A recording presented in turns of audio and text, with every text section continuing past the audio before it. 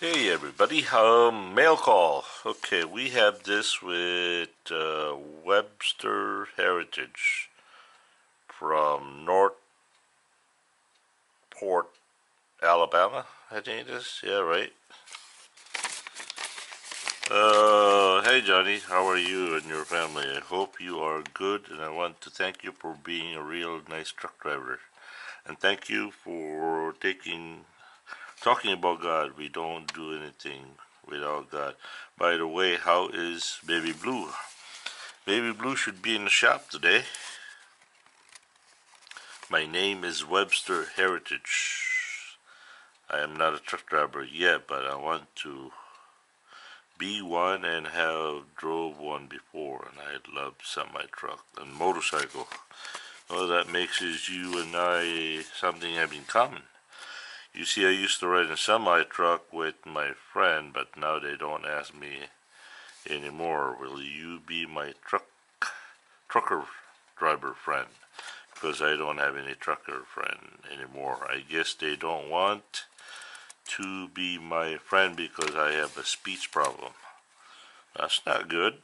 Please keep making videos, include your motorcycle. Thank you for your video, and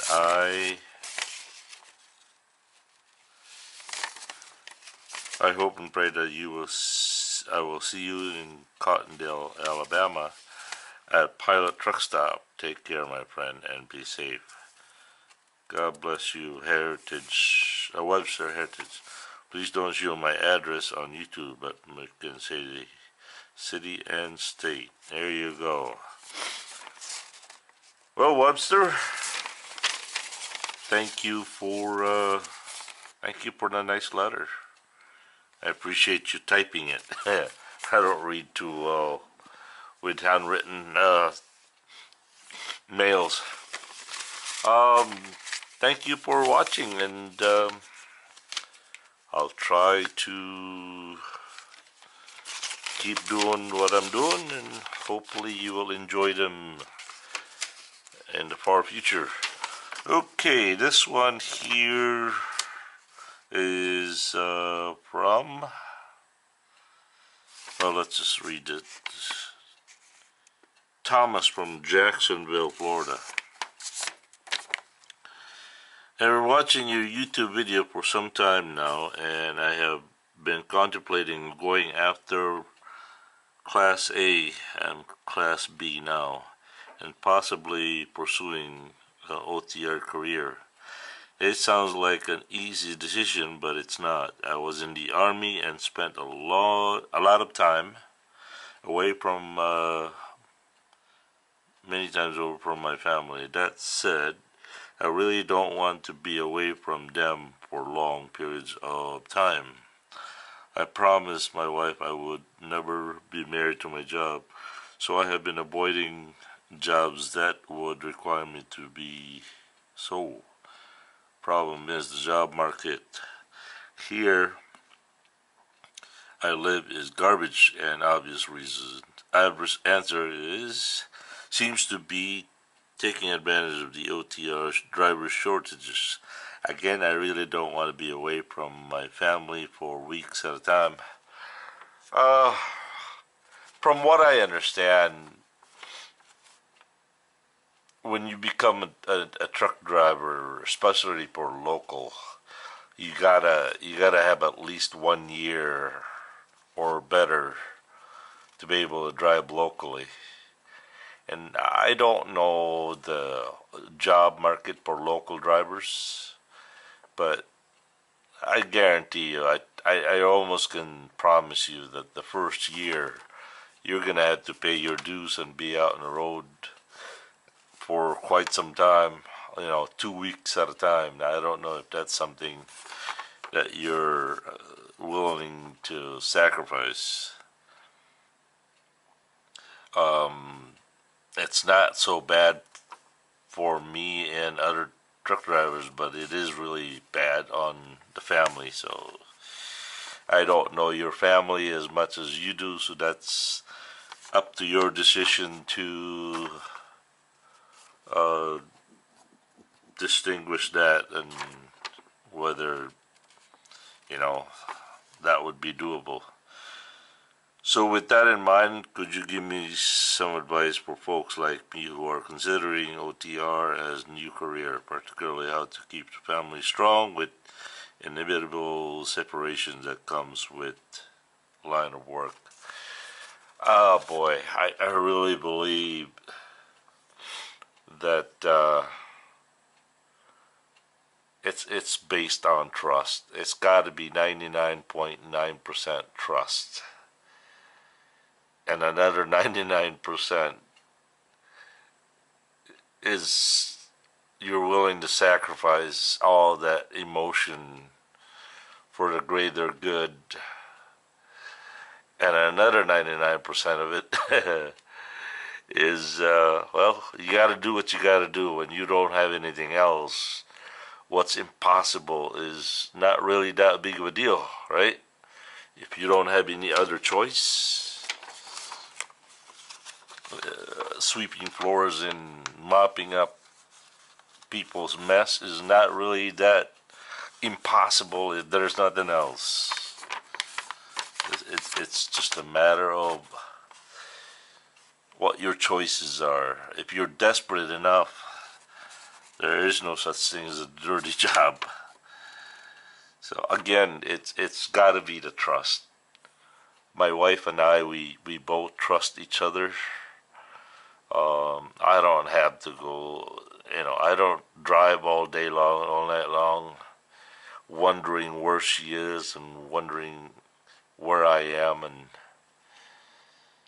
what a worse feeling. I've been through that before with my previous marriage and girlfriend, whatever, and it's no way to live, man. Just no way to live. But if you have a wife, if you have a spouse that you can trust, and vice versa, and that you're willing to sacrifice, all that emotion stuff is great, but without food on the table, I don't care how much love you have for each other. If there's no food, there's no love. That's just the way it is. I know you're a man of faith, frankly, so am I. However, I do know the Lord allows bad things to happen. Yeah, for the greater good of us, for His glory, it makes us stronger. Even those who strive to serve Him. And that lends to my not wanting to rely solely on faith to keep family safe whilst I was away. Give thanks to everything. Everything works out for good for those who love God, right? Everything. Everything can only make us, every challenge there is can only make us stronger when we believe and trust in Him. That's just the word. I think being a truck driver is just the sole important part of being a truck driver is trust. You gotta trust someone, and in our case, you gotta trust God that whatever you go through, it will work out. Not necessarily in our favor always, but for His glory. I'm kind of caught between a rock and a hard place. I love traveling, driving, and challenges that come with all that. I love the road and the headaches that come with it. But that alone is no sole barometer when deciding to pursue the endeavor. I guess what I'm asking you is, how do you and your family cope with separations, and can I get some prayers from you? The way our family work is the constant phone calls. My family have a family chat on our phones, and we jokingly chat with each other all the time, and I call them all the time, and they get annoyed, but they know that when I'm bored or when I get lonely, they understand. They're willing to put aside their feeling of me constantly calling them, and there's a family joke here in our family. It's called reassurance, and I call them all the time, and I ask them if they love me and they miss me and how much, and just I would talk about the nonsense things, the childish things that I could come up with, whatever, blah blah blah, just so I could hear their voice, and they know that I'm bored or lonely, so they're willing to put up with that because they know that I need their support. I need to hear their voices. And I don't need to know if they love me or not, but just be able to hear their voices and hear their crying and their laughters and be connected with them is my diesel. So yeah, constant communication is and a lot of prayer. Boy, I trust the Lord a lot when it comes to that, you know. So, Thomas, I hope that helped. And as far as you going to truck driving school or training, that's solely entirely you. I cannot be a Dr. Phil thousands miles away because I don't know the whole picture. I don't have the 100% of your information that I can give you an accurate advice. But the only thing that I could share with you is what I do. And I am not one of these commenters on the YouTube where they can diagnose you halfway around the world to what's wrong with your truck or what's wrong with you or what you should do. They don't have the whole picture, but they can diagnose you and they can act like Dr. Phil with you. So that I will not do. Okay? All right, Thomas, I hope that helped, but I guess you just really had to. Let me say this, okay? Trust in the Lord that whatever happens, it's going to happen for good. And don't be scared if it doesn't work. We're given the power to start over again and again and again and try and try and try, right? I think one of the biggest battles that we have is we're so frozen in fear to try things. We're frozen in fear to fail that we don't try it. I am the same way, man. I am in the same way. So, okay, this one is let's see, Heritage. Yeah, that's done. Okay, this one here is from. Cover the information here. Hi Johnny, thanks you so much for your videos. Our son Jason loves watching. If you're ever in Los Angeles area again, let us know. We would love to take you out for a meal. Well, thank you. Thanks again, the EA family. Jason, Lorraine, Chad, and our dog Bandit. That is a nice name. In Barkley. Charles Barkley.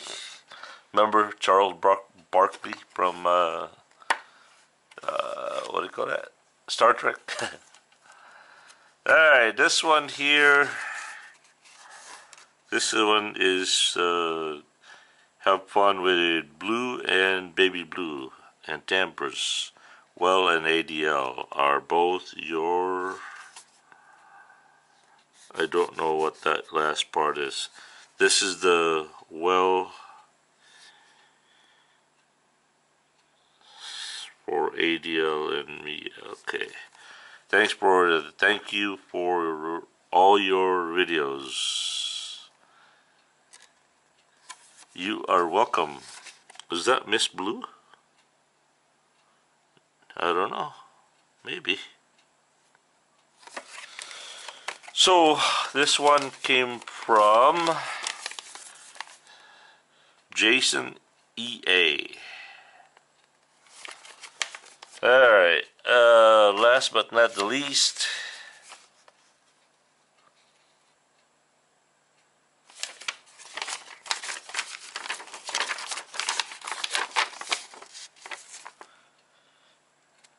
mail call. Hi there. I hope you and Tampers. Hey Tampers. Tampers. He's asleep.